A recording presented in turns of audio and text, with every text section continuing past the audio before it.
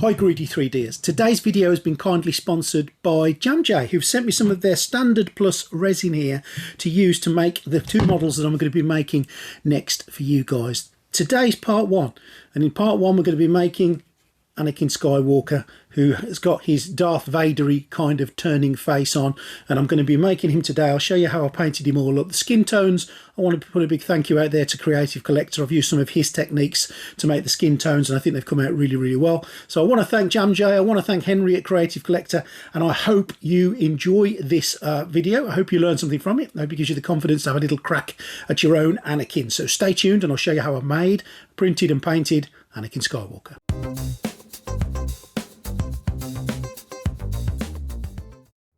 Now when your print's finished, never, ever, ever forget this stage. Sand down those little nubbins, those little bits of supports, those little idiosyncrasies in your model, because if you don't, when you finish all that wonderful painting, you'll look at it and you'll think, oh, I should have done it then. So this is your one chance to do it. It takes 10-15 minutes. Never leave it out. And once you're happy that all those nubbins are gone, then you can get on to the painting stage.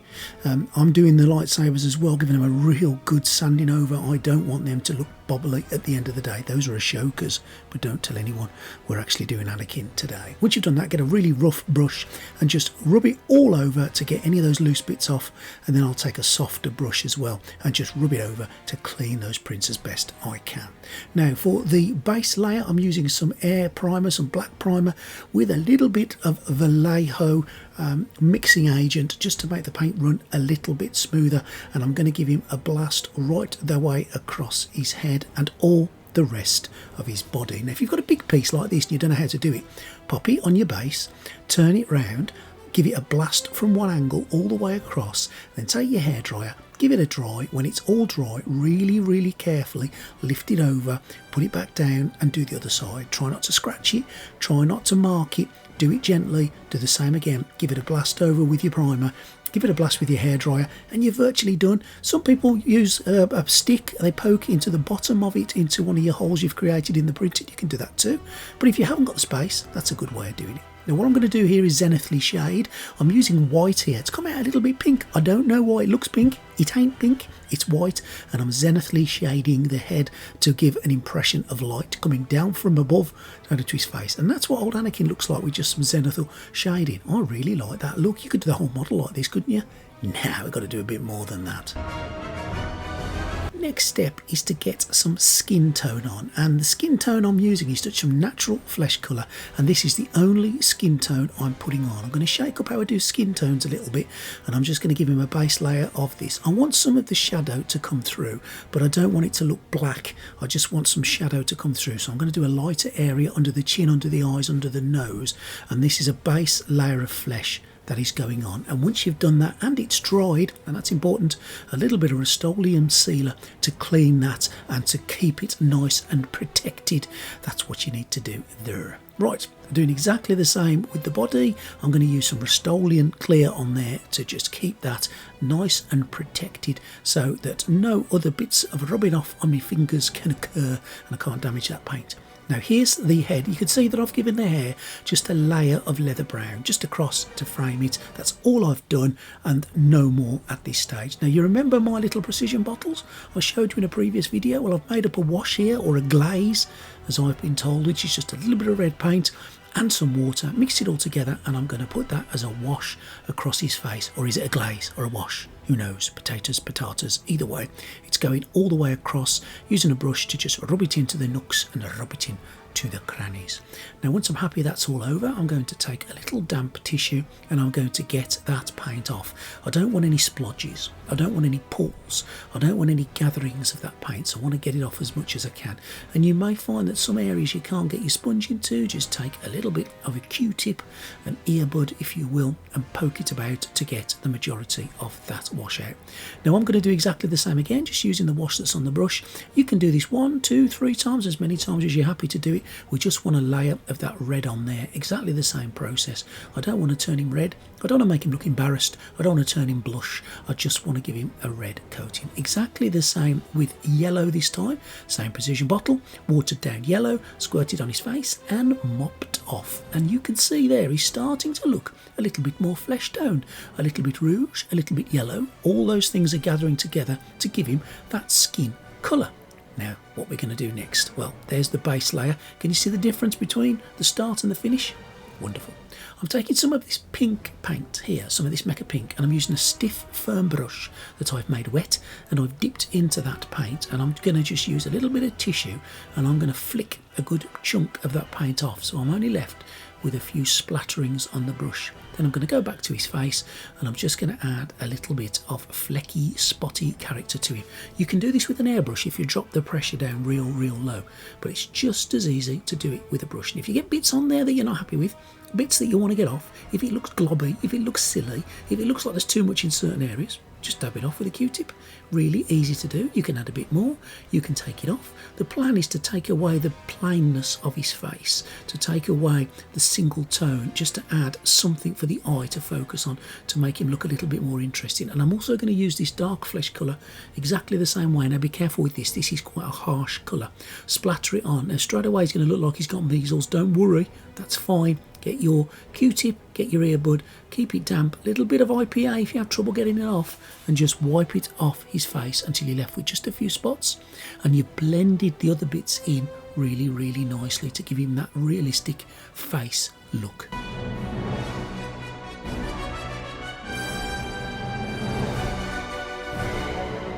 Now I'm going back to my glaze or my wash, depending on which book you're reading, and I'm going to just concentrate it on some of the areas that would naturally be redder.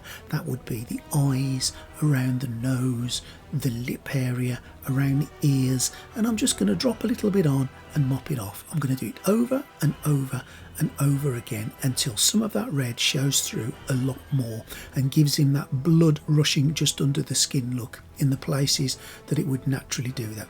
Now this is not a 2-second job. Do it again and again, little and often, slowly we'll catch ye the red-faced monkey, and you'll get him to look really fleshy in the areas that you need to. And that's what he looks like after a couple of layers, and straight away we've got some blemishes, we've got some colour, we've got some rouge on there, and we've got some natural shadow. Taking ivory for the eyes. Now the whites of the eyes are not white, they are just off-white colour. I'm going to use this ivory colour to paint in his irises.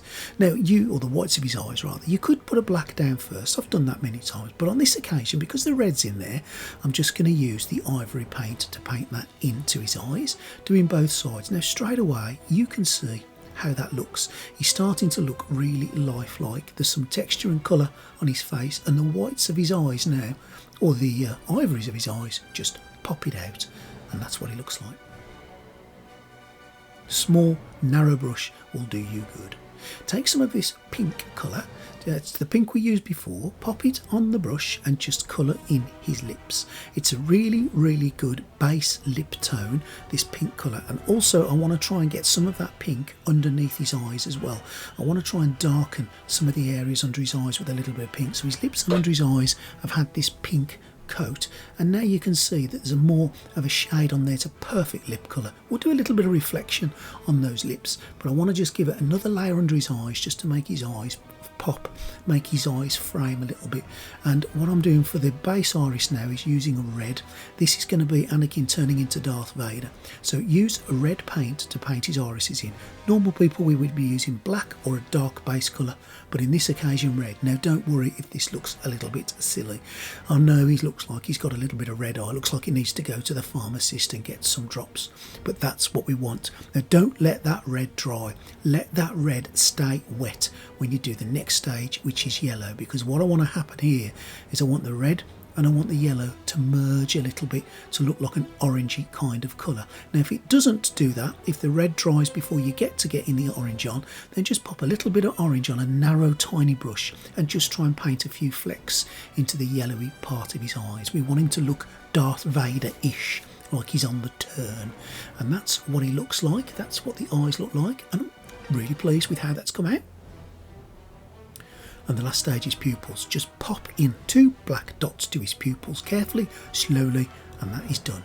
Now I'm going to use some hardened leather for his hair, and I'm going to use a little brush to frame him, and then I'm going to use a big brush to get it on. Now remember, we've already given him a coat of leather brown, and this speed paint, this is version 1 leather brown army painter speed paint, is what we're going to pop on, and that will be his hair done and dusted. Speed paints are fabulous contrast paints which make the darker areas look dark and the lighter areas look light. Grab them while you can.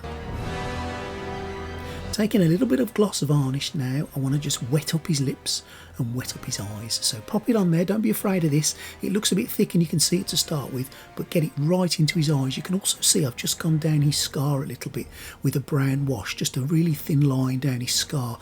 And that is Anakin's face done and dusted. Finished, complete, and I'm chuffed the way that he has come out.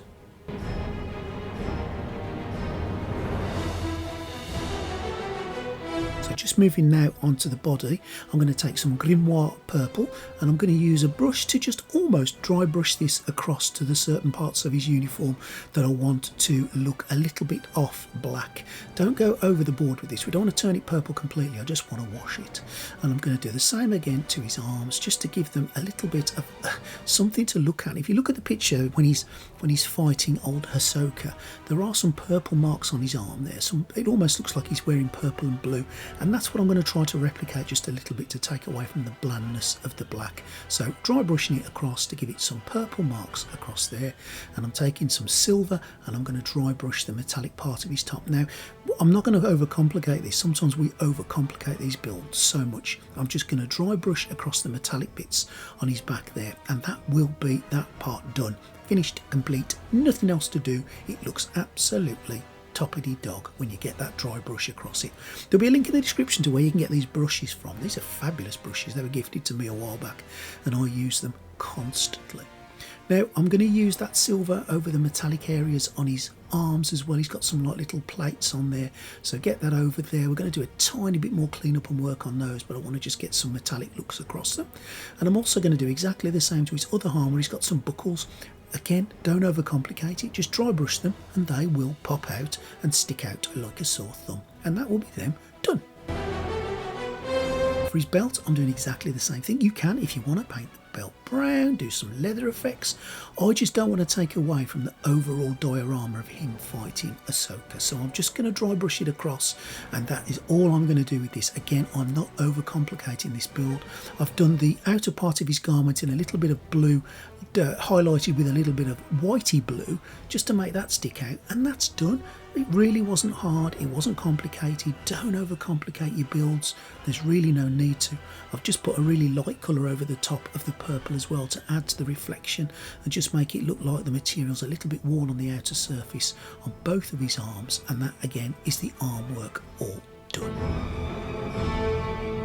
Boots, just dry brush them with a little bit of silver. You can go to town on them if you want to. I don't think you need to. Dry brushing will do the job, and I've just highlighted the zips as well. And that's him all done. I think let's have a look at him all done and dusted before we put in an Ashoka.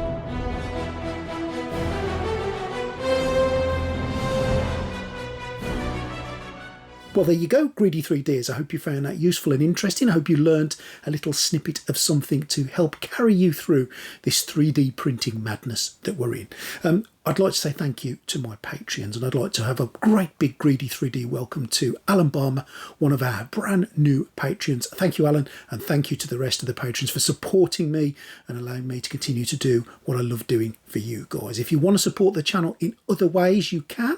Just buy something from the item description. There are printers and paints and brushes and anything you need to do what I do in this hobby and the things that I use. And if you buy them from the description, a little bit will kick back to the channel and just allow me to do what I do, and it won't cost you a penny more, rest assured. Please like, share, and above all comment. I love to hear your comments, whether they are good or whether they are bad. They are all welcome, and I like to hear what you enjoyed and what you didn't enjoy and what you do differently. If you have any questions, just ask away and I'll do everything I can to get back to you. Thank you again for Jamghe for sponsoring this video. If you want to buy their resin, oh yes, there's a link in the description too. I'll see you next time for Ashoka and the battle scene. Stay tuned, Gritty 3Ds.